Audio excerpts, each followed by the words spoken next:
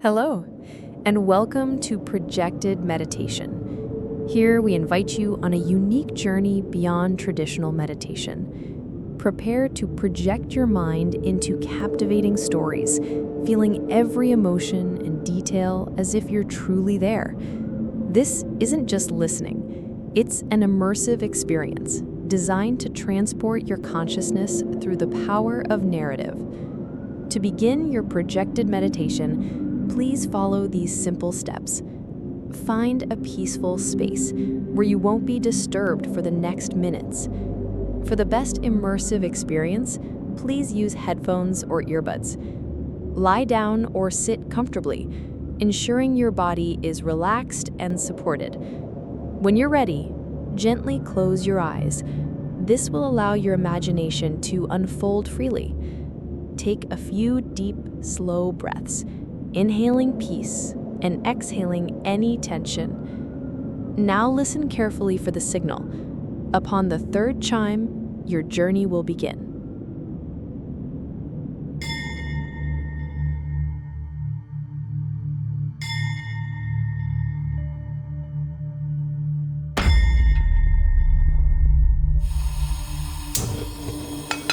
The heat of the kitchen was a living, breathing thing. Its pulse, the rhythmic clatter of pans and the hiss of steam that clouded the air. It was the moment just before the dinner rush, the quiet before the storm. But for Chef Antoine, the pressure was already a physical presence. The scent of roasting garlic and simmering stock filled the air, a beautiful symphony of promise. But beneath it lay the tension of 100 expectations. His kitchen in New York City, early in the 20th century, was a space of controlled chaos. And Antoine, a man of quiet contemplation by nature, had to become its conductor. His hands, quick and knowing, were his primary instruments. They moved with a deliberate rhythm, chopping fresh parsley on a worn wooden board, the blade a blur of focused light.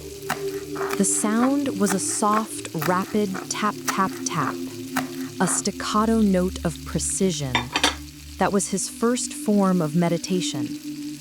He worked with a quiet intensity, his entire being a small, deliberate universe within the sprawling, noisy heart of the city. His sous chef, a young, earnest woman named Simone, worked with him in a perfect, unspoken harmony, her movements mirroring his own. Her presence was a quiet anchor, a partner in his rhythmic dance. The first diners were seated, their distant murmur a low hum from beyond the swinging doors. The kitchen was a world of its own, a space of fire and steel. The scent of sizzling butter and fresh thyme began to fill the air, a perfume of a moment perfectly captured. It was during this moment of quiet preparation that old Henri, the sommelier, appeared at the door.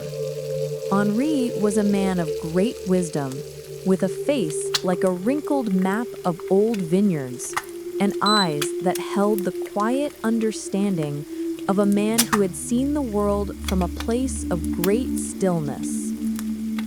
A quiet start, my boy, he said, his voice a low, gravelly sound. But remember, the finest wines are made from the most difficult of grapes. The struggle gives them character. The pressure gives them flavor. He offered Antoine a small, knowing smile and disappeared back into the world of the diners.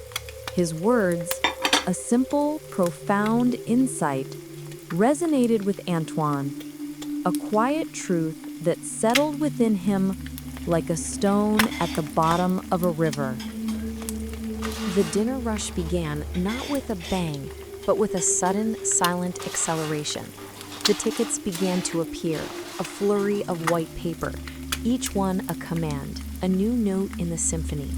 The kitchen transformed from a space of preparation into a stage of controlled chaos. The sound of sizzling pans, the clang of lids, the quiet murmur of instructions from Antoine, a soft, deliberate voice in the storm. It was a frantic ballet. He was no longer fighting the chaos. He was, in a way, weaving it into his work, using its frantic energy as a form of fuel.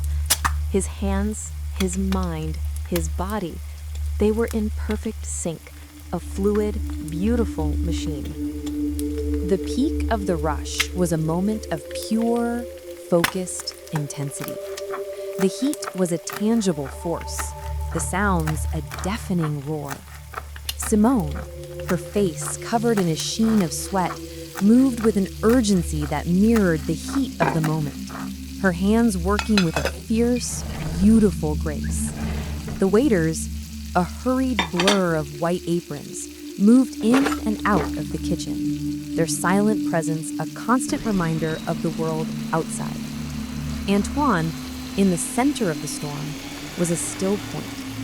His eyes, clear and focused, saw not chaos, but a story unfolding, a rhythm of fire and metal and human energy.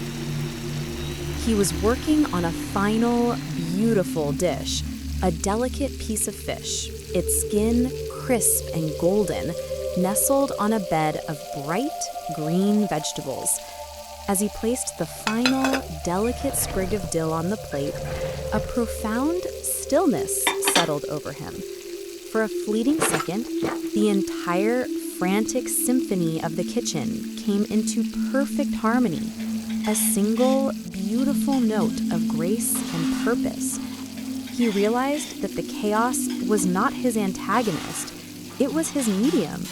His work was not to fight the noise, but to use it, to create a dish that was a testament to the quiet order and beauty that could be found in the most frantic and difficult of moments. The rush was over. The kitchen, still warm with the heat of 100 dishes, began its slow, quiet return to calm. The sounds faded, replaced by the soft murmur of the staff cleaning, a gentle, rhythmic hum of a battle won. Antoine leaned against the cool metal of his workstation, his hands, once so frantic, now resting in a quiet, tired peace. He was no longer the man who had fought the noise. He was its master. He was the weaver of flavors, the conductor of a symphony. And in the rhythm of his work, in the core of his quiet, deliberate art, he had found his home. He had not found silence. He had found harmony. He had not escaped the pressure. He had learned to use it, and in that understanding, he had found his profound and quiet peace. As this narrative journey concludes, hold its tranquil peace and insights. Now slowly return, feeling refreshed. Gently open your eyes to your present moment,